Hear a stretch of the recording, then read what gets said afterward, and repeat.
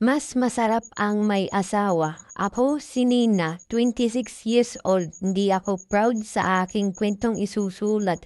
Pero gusto ko lang sanang marinig dahil kahit alam kong mali, minsan ang sarap pa ring balikan. May mahal siyang iba, asawa niya, pero ako ang hinihila niya tuwing gabi. Nagsimula ang lahat sa opisina. Si Daryl, department head namin, gwapo, may dating at halatang sanay sa lahat ng bagay. Laging may suot ng wedding ring. Pero lagi ako ang kasama sa late night report, overtime meeting at out of town conference. Alam mo yung mga tinginan na may kahulugan. Yung mga simpleng tulungan na kita na may haplos sa balikat sadyang tumatagal ng ilang segundo. At isang gabi sa Baguio habang nasa isang hotel room kaming dalawa.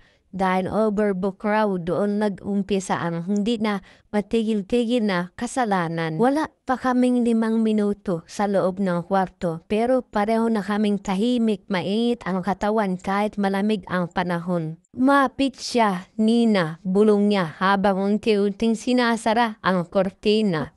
Hindi ako umatras, hindi ko siya tinulak ng hawakan niya ang baywang ko. Hindi ko siya sinaway ng hapusin niya ang bato ko at sabay binulong. Gabi na, pag-aari na kita ngayon. At nang bumagsak ang damit naming dalawa sa sahig ng hotel na iyon, kasabay din noon ang lahat ng moralidad na pinangahawakan sa buong buhay ko. Ang mga labi niya gumagapang sa dibdib ko, ang mga kamay niya marunong at sanay, matagal nang nangungulila ang bawat uhol niya sa tenga ko at tila pagputo sa katinuan ko. At nang isandal niya ako sa malamig na salamin ng bintana habang kita ko ang liwanag ng buong syudad sa labas, ramdam ko ang sarap na mas masarap pa sa alinmang pagmamahal na naranasan ko. Gabi-gabi na kaming nagkikita, hindi na niya ako tinatago, inaabot na ako ng oras ng tanghalian. Inaangkay niya ako sa loob ng kotse, sa opisina, minsan sa mismong kwarto nilang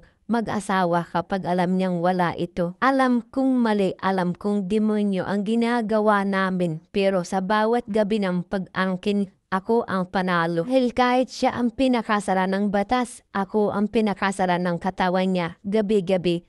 Hanggang kailan hindi ko alam. Pero sa ngayon, sa bawat halinghing, sa bawat pawis at bawat gabi na pagnanasa, ako ang mananalo. Nagmamahal, Nina. Dahil kinapos mo ang bidyong ito, ang palike, share, and subscribe na rin po at pakipindot na rin po ng notification bell para lagi po kayong updated sa aking i-upload na video. At paalala rin po, bago po tayo magbigay ng ating mga opinion at komento, itapusin po muna ang video para alam po natin ang ating i-comment.